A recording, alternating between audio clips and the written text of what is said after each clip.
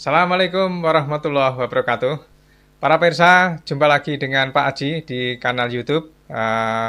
Para pemirsa, pada kesempatan ini Pak Aji akan menyampaikan materi tentang prosedur perhitungan IKP perkerasan lentur. Ini adalah part yang ketiga, yaitu penentuan nilai pengurangan atau NP kerusakan. Ya, jadi kerusakan untuk jalan lentur.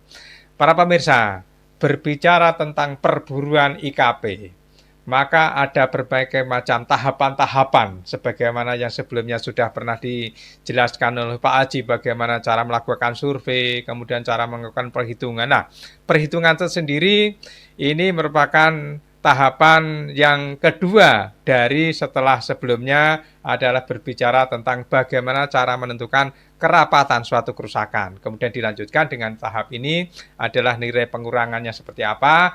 Nanti tentunya Pak Aji berikutnya akan menjelaskan tentang bagaimana nilai pengurangan terkoreksi dan pada akhirnya menentukan nilai IKP itu sendiri.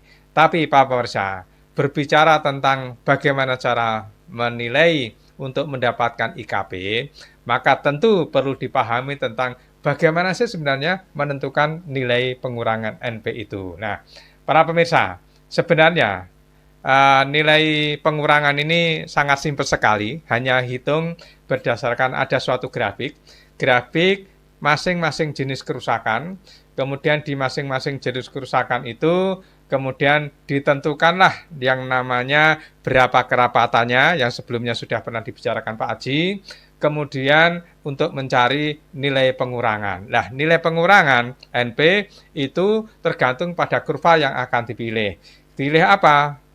Kurvanya yaitu tentang tingkat keparahan. Tingkat keparahan untuk yang keparahan rendah, keparahan sedang maupun keparahan tinggi. Nah, dari situ maka kita berdasarkan kurva tersebut bisa menentukan berapa nilai NP. Itu para pemirsa. Nah, yang perlu dipahami itu adalah harus jeli tentang jenis kerusakannya seperti apa sehingga kita memilih kurva yang sesuai. Ada kurva A sampai Z para pemirsa. Jadi ada satu gambar, tapi gambarnya itu berseri gitu A sampai Z untuk menunjukkan tentang berbagai jenis kerusakan untuk perkerasan lenturnya seperti apa mencari NP. Oleh karena itu, untuk lebih jelasnya para pemirsa, silakan simak penjelasan Pak Aji berikut ini.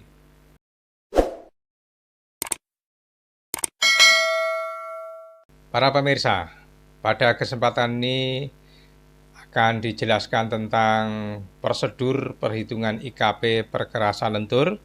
Ini adalah part yang ketiga, yaitu tentang penentuan nilai pengurangan atau NP kerusakan jalan. Ya, para pemirsa, tentunya ini adalah merupakan rangkaian dari pembahasan terkait dengan prosedur perhitungan IKP perkerasan lentur, di mana part pertama dan kedua sudah kita bahas dan pada part ketiga ini adalah membicarakan tentang nilai pengurangan atau NP, deduct value ya.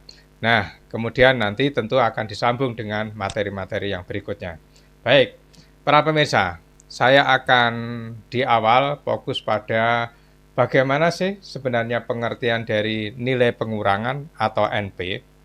Jadi NP itu sebenarnya para pemirsa itu adalah suatu nilai bagaimana kondisi kerusakan itu mengalami penurunan sedemikian rupa seperti apa nilainya, tentunya menggunakan skala IKP atau PCI. Kira-kira begitu sebenarnya pengertian dasarnya. Namun demikian secara operasional bisa dimaknai bahwa nilai pengurangan untuk suatu jenis kerusakan diperoleh dari kurva hubungan antara kerapatan dan tingkat keparahan kerusakan. Jadi dua variabel ini para pemirsa, kerapatan dan keparahan. Dan kedua variabel ini sudah pernah dibahas oleh Pak Aji di sesi-sesi sebelumnya, baik itu topik tentang kerapatan maupun tingkat keparahan atau kenyamanan suatu kondisi jalan. Nah, sehingga secara operasional di dalam pedoman IKP itu ada setiap jenis kerusakan. Jadi NP itu ditentukan berdasarkan setiap jenis kerusakan. di dalam perkerasan lentur itu ada 1 sampai 19 atau istilahnya A sampai dengan Z itu ya. Jadi di situ tabel 1, tabel gambar 1, gambar 2 atau gambar A, gambar B dan seterusnya. Itu ya, gambarnya itu ada A sampai Z ya. Sehingga berdasarkan jenis kerusakan itu yang pertama. Kemudian untuk menentukan kerapatan kerusakan. Nah, bagaimana pengertian kerapatan? Ya seperti yang pernah dijelaskan Pak Aji. Tapi intinya tentang kerapatan ini adalah besaran dari kerusakan itu sendiri dibagi dengan unit sampelnya ya atau panelnya kalau perkerasan kaku ya. Oke, itu yang pertama. Yang kedua, tentunya juga berdasarkan kepada tingkat keparahan, apakah itu rendah, sedang, maupun tinggi, di mana tingkat keparahan ini dalam suatu grafik tentang NP ini adalah dalam bentuk kurva-kurva yang akan dipilih. Jadi ada 3 kurva yang akan dipilih tergantung kepada tingkat keparahan kerusakan, yaitu rusak, ringan, sedang, maupun tinggi ya.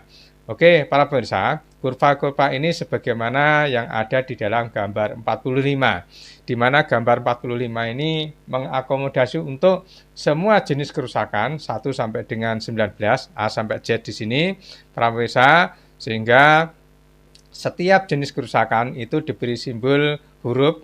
Untuk A misalnya adalah retak kulit buaya, nanti B kerusakan jenis yang kedua, C kerusakan jenis yang berikutnya lagi ya.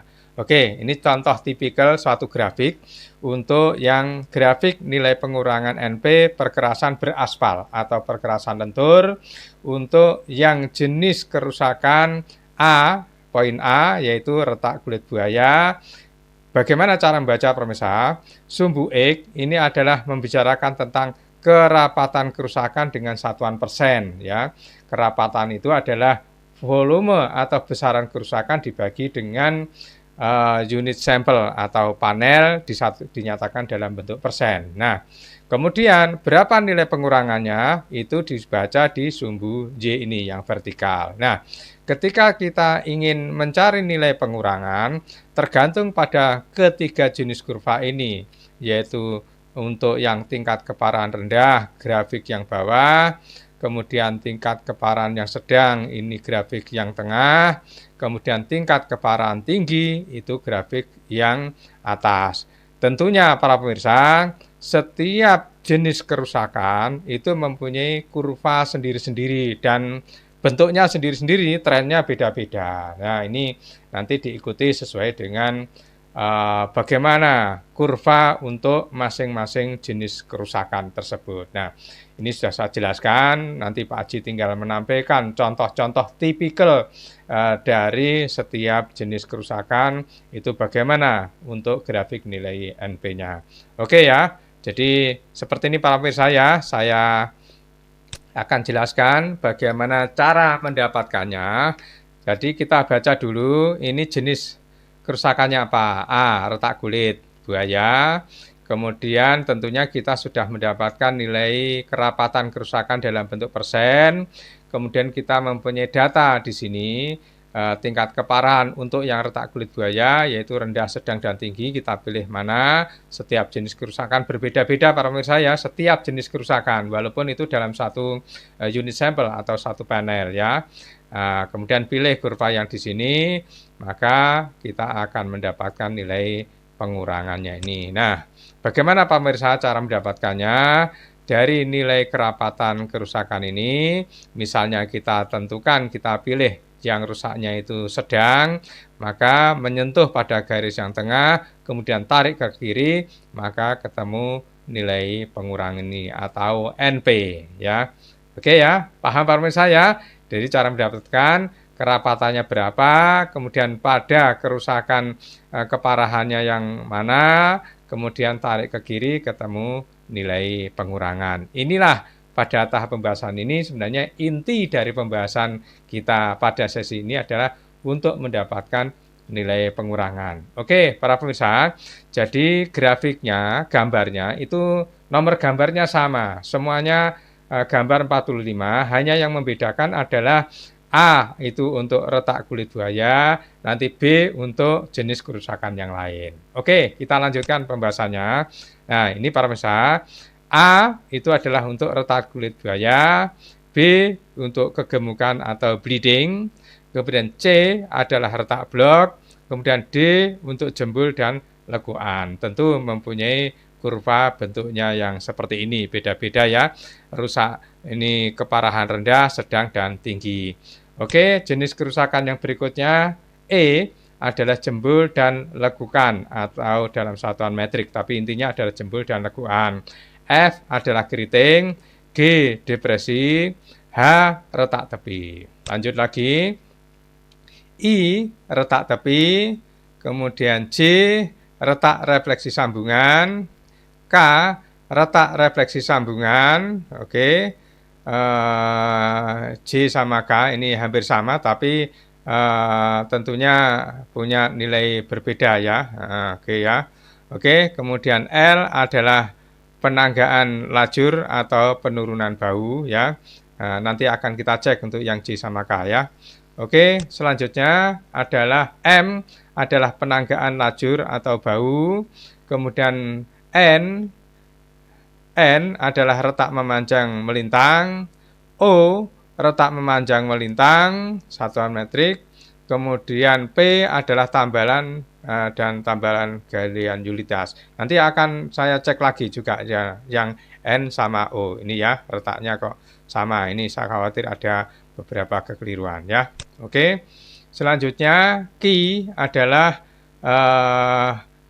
pengausan agregat, R adalah lubang, S lubang satuan metrik, kemudian T adalah persilangan ril kereta api, nanti juga akan kita cek untuk yang R sama S. Kemudian selanjutnya U adalah alur, V adalah sungkur, W itu adalah retak selip, kemudian X adalah pengembangan ya. Oke. Kemudian J adalah pelepasan butir, kemudian Z adalah pelapukan. Oke. Jadi punya bentuk seperti ini para pemirsa, tapi tadi ada beberapa yang sama itu sebenarnya varian saja para pemirsa, variannya seperti apa ya. Oke, baik seperti itu. Oke, inilah para pemirsa bentuk dari grafik nilai pengurangan NP untuk perkerasan beraspal. Jadi setiap jenis kerusakan mempunyai grafik yang berbeda-beda untuk menentukan nilai pengurangan. Oke. Baiklah para pemirsa, itulah sekiranya yang bisa dijelaskan oleh Pak Haji. Mudah-mudahan ini bisa memberikan pemahaman kepada para pemirsa bagaimana menentukan indeks kerusakan perkerasan untuk perkerasan lentur. Oke, ini merupakan salah satu langkah saja. Masih ada langkah yang lain yaitu untuk menentukan IKP NP terkoreksi dan terakhir menentukan nilai IKP itu sendiri. Baik para pemirsa, semoga bermanfaat. Assalamualaikum warahmatullahi wabarakatuh.